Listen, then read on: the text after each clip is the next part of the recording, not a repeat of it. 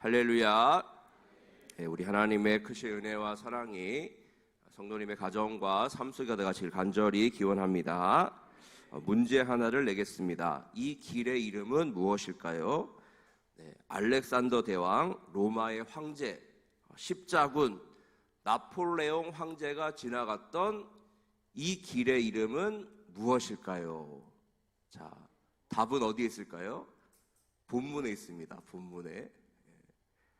자, 그 길의 이름은 무엇일까요? 나와 있죠? 네, 왕의 큰 길입니다. 왕의 큰 길. 네, 왕의 큰 길이 나오는데요. 이 길은 오늘날 그 다메섹이죠. 다마스쿠스, 다메섹에서 그 요르단 국가를 관통해서 아카비만에 이르는 아주 긴 도로예요. 왕의 도로, 왕의 큰 길이라고 대로라고 이렇게 이름이 붙을 만큼, 그러니까 고대 이 세계에서는 아주 오랫동안 3,000년이 넘도록 사용된 아주 중요한 도로가 왕의 큰 길입니다. 그러니까 이 이스라엘 민족도 가나안으로 가기 위해서는 어떤 길을 사용하는 게 좋아요? 이 왕의 큰 길, 왕의 대로를 사용하는 것이 좋은 거예요. 그죠? 우리도 뭐 서울이나 부산 갈 때 어디로 가죠? 어떤 도로를 이용하죠? 국도로 가시나요? 1번 국도 타고 막 계속 올라가시나요? 물론 뭐 막힐 때는 그렇게 하기도 합니다만, 보통은 크고 넓은, 그죠? 고속도로, 경부고속도로나 뭐 이런 걸 이용해서 가지 않습니까? 그런 것처럼 이 이스라엘 백성들이 가나안 땅으로 가기 위해서 크고 넓은 길, 아주 중요한 이 왕의 대로, 왕의 큰 길을 가면 시간도 단축되고 힘도 덜 드는 그런 상황이었어요. 자, 그러니까 이제 모세가 이 길을 이용하려고 하는데 문제가 하나 있어요. 문제. 우리가 뭐 고속도로를 사용하려면 통행료를 내야 되듯이, 그죠? 통행료 내야 되듯이 이 길을 이용하려면 에돔 왕의 허락을 받아야만 되는 거예요. 왜냐하면 그 길을 차지하고 있는 민족이 바로 에돔 민족이었거든요. 그러니까 이 에돔 왕에게 가서 사실을 보내서 허락을 받으려고 합니다. 그래서 14절부터 17절까지 내용을 보시면 간단하게 얘기를 드리면 이런 말이에요. 우리가 이 길을 좀 쓰고 싶습니다. 허락하여 주세요. 우리가 당신들에게는 전혀 피해를 주지 않고 오른쪽이나 왼쪽으로나 전혀 가지 않고 오직 길만 이용할 테니까 우리가 이 길을 좀 쓸 수 있도록 해달라. 당신들은 우리의 형제가 아닙니까? 이렇게 하면서, 그죠? 14절 보면 그게 나와 있죠. 14절 말씀 보시면 당신의 형제 이스라엘의 말에 그랬죠. 왜 형제죠? 에돔이. 자, 에돔이 왜 이스라엘의 형제일까요? 자, 에돔의 뜻이 뭐냐면요, 붉은, 붉다, 이런 뜻이에요. 자, 그러면 딱 떠오르는 사람이 있죠? 에서. 맞습니다. 에서. 그러니까 이 에돔 족속은, 그죠? 에돔 족속은 에서의 후예예요. 에서의 후예. 이스라엘은 야곱의 후손들, 후예들이고, 그죠? 그러니까 어떻게 보면 에돔 족속도 아브라함의 혈통이에요. 그죠? 아브라함에서 내려온 그런 혈통이 되는 거. 그러니까 친척이 되는 거죠. 같은 피를 나눈 에돔 족속과 이스라엘은 형제라고 할 수 있는, 친척이라고 할 수 있는 그런 관계인 것이죠. 자, 그런데 야곱과 에서의 사이가 어땠죠? 아주 막 너무나 친하고 막 형님, 뭐, 아우야 사랑한다 막 이랬습니까? 그게 아니라, 그죠? 장자권 때문에 서로 속이고 막 죽인다 그리고 막 그러지 않습니까? 도망가고 그랬죠. 그러니까 우리는 그 에서와 야곱의 그 사이만 봐도 이 에돔과 이스라엘 사이가 어떨지를 예상할 수가 있습니다. 같은 한 풀에서 나왔습니다만 감정이 별로 좋지가 않아요. 그래서 에돔 왕은요, 보기 좋게 이 모세의 제안을 거절하죠. 자, 18절 말씀 같이 들어가겠습니다. 시작. 에돔 왕이 대답하되 너는 우리 가운데로 지나가지 못하리라. 내가 칼을 들고 나아가 너를 대적할까 하노라. 안 돼. 절대 안 돼. 형제고 나발이고 필요 없다. 안 된다. 만약 오면 그냥 칼로 너희들을 죽여버리겠다. 이렇게 한 거죠. 그래서 한 번 더 얘기를 합니다. 이스라엘 자손이 우리가 손해를 입힌다면 그 값을 다 치르겠습니다. 절대 아무 일도 없을 겁니다. 걱정하지 마세요. 그냥 이 길만 이용하게 해주세요라고 했습니다만 여전히 에돔 왕은 강경하게 거부를 했던 것이죠. 그러면서 아예 그냥 백성들을 그 길에다가 군대를 그냥 배치시켜 버렸어요.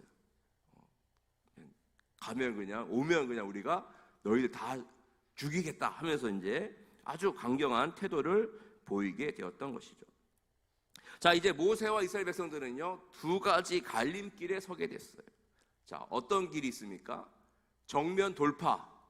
일단 막 싸워서 전쟁을 하더라도 싸워서 이기고 그 길을 이용하느냐, 왕의 대로를 이용하느냐, 아니면 좀 멀고 힘들긴 하지만 삥 돌아서 이렇게 우회로로 돌아가느냐, 그 결정을 해야 되는 것이죠. 결국 어떻게 하기로 되죠? 모세는 정면 돌파를 했을까요? 돌아갔나요? 돌아갔습니다. 물론 어떻게든 전쟁이 나면 이기든 지든 피해가 있게 마련이죠. 그죠? 있을 수밖에 없지 않습니까? 피해가 있기 때문에 그런 것도 있고, 그런데 더 중요한 게 있는데요. 우리가 모세가 겁먹어서 돌아갔구나, 피해를 줄이기 위해서 갔구나, 우리는 흔히 이 말씀을 읽으면서 그렇게 이해를 하고 있어요. 하도 그냥 에돔 왕이 강력하게 나오니까, 무섭게 나오니까 겁을 먹었거나 피해를 줄이기 위해서 그렇게 했다고 생각하는데, 사실 성경을 잘 읽어보면 또 하나의 이유가 있었어요. 자, 그걸 한번 찾아보도록 하겠는데요. 자, 신명기, 그 다음에 있죠. 신명기 2장 4절에서 5절 말씀입니다.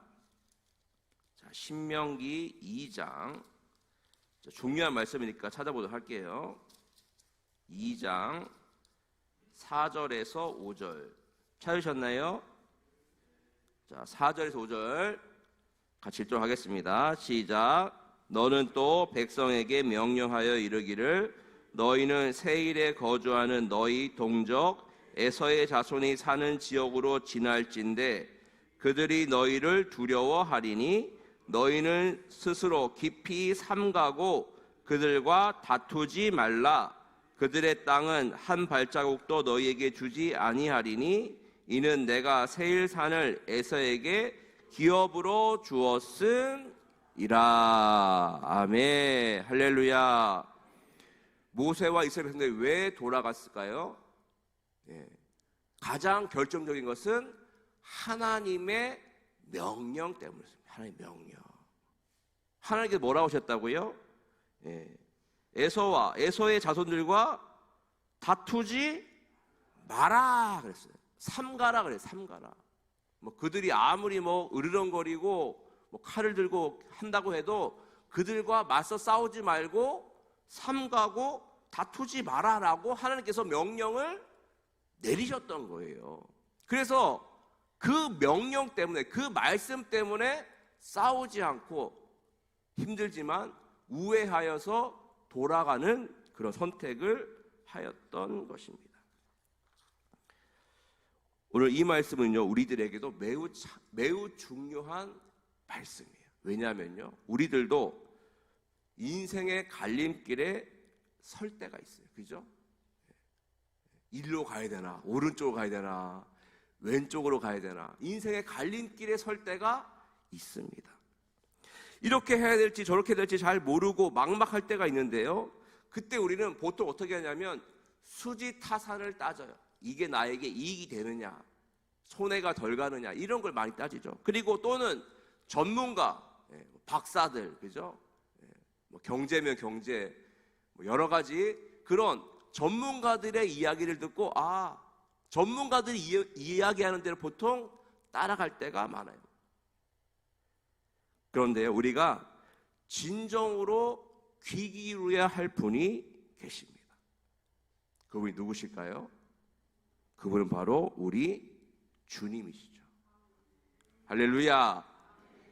그 어떤 전문가의 조언보다, 수지타산 따지는 것보다 더 중요한 것은 하나님께서 말씀하시는, 하나님께서 원하시는 대로 우리는 그 방향을 잡아야 된다는 거예요. 때때로 주님께서는 우리들에게 지름길이 아닌 우회로를 알려주실 때가 있어요. 우리가 생각할 때 여기로 가면 더 빠르고 괜찮을 것 같은데 이 길이 아니라 다른 길로 우리를 인도하실 때가 있는 거예요. 주님, 이거 좀 아니지 않습니까? 이거 좀 제가 손해가 많은데요, 너무 돌아가는데요, 힘든데요. 아니요. 돌아갈 때 오히려 하나님의 은혜와 복이 될 때가 많은 줄로 믿습니다. 왜냐하면 우리 주님은 선한 목자시잖아요. 우리는 양이고 주님은 선한 목자시니까 주님이 우회하라고 하면 우회하고, 이 길이 아니다 하면 다른 길로 가면 되는 거예요. 주님만 믿고 그 음성만 따라가면 우리는 푸른 풀밭 쉴 만한 물가로 가게 될 줄로 믿습니다. 젖과 꿀이 흐르는 가나안 땅에 도착하게 될 줄로 믿습니다. 주님 음성 따라갈 때만 그렇게 될 수 있다는 것이죠. 주님의 음성만 따라갈 우리 모두가 되기를 주님을 간절히 축원드립니다. 그리고 한 가지 더 말씀드릴 게 뭐냐면, 우리가 가야 할 길은, 주님의 백성들이 가야 할 길은 다툼과 분쟁의 길이 아닌 화해와 평화의 길인 줄로 믿습니다. 세상 뭐라고 하죠? 싸워라. 한 대 맞으면 두 대 줘 패고 발길질하고 당하지 마라. 항상 싸우고 다투고 경쟁해서 이기고 쟁취하라고, 그런 세상은 우리들에게 말하고 있어요. 그러니까 항상 사람들은, 현대인들은 뭐가 힘드냐면 긴장 상태를 유지해야 돼요. 항상 긴장해야 돼요. 누가 나를 밟고 올라갈지 몰라요. 그죠? 항상 긴장하고 손해보지 않으려고 그냥 움켜 싸고, 내 것을 지키기 위해서 조금만 불리하면 내가 손해볼 것 같으면 막 싸우고 막 화내고, 그렇지 않습니까? 근데 우리 주님께서는요, 그런 길을 우리들에게 말씀하지 않으셨어요. 항상 뭐라고 하셨죠? 팔복에도 보면 이렇게 돼 있죠. 화평하게 하는 자는 복이 있나니 그들이 하나님의 아들이라 일컬음을 받을 것이라. 그죠? 그게 또 예수님 또 말씀하셨죠. 눈에는 눈, 이에는 이라고 했지만 그거 아니다. 오른쪽 뺨을 치거든 왼편도 돌려대라. 너를 고발하여 속옷을 가지고자 하는 자에게는 겉옷까지도 가지게 하며 억지로 오리를 가자고 하면 심리를 동해라. 주님께서는 세상과는 정반대 말씀을 하고 계십니다. 지는 게 이기는 거다라고 주님께서는 말씀하시는 거예요. 화평하게 하는 자가 진정으로 복된 자다. 그들이 진정한 하나님의 자녀다라고 말씀하고 계십니다. 주님께서 기뻐하시는 사람은 화해하는 자, 막 싸우고 그런 게 아니라 화해하고 화목하고 참된 샬롬, 평화를 이루어가는 그 사람이 진정한 하나님의 백성임의 자녀라고 우리들에게 말씀하고 있습니다. 말씀을 맺겠습니다. 인생의 갈림길에 섰을 때 주님의 말씀대로 순종하며 방향을 잡고 말씀대로 나아가는 우리가 되기를 간절히 축원드립니다. 다툼과 분쟁보다는 화해와 화평, 평화의 길을 가는, 샬롬의 길을 가는 우리가 되었으면 좋겠습니다. 그런 우리 모두가 되기를 주님으로 간절히 축원드립니다. 우리 함께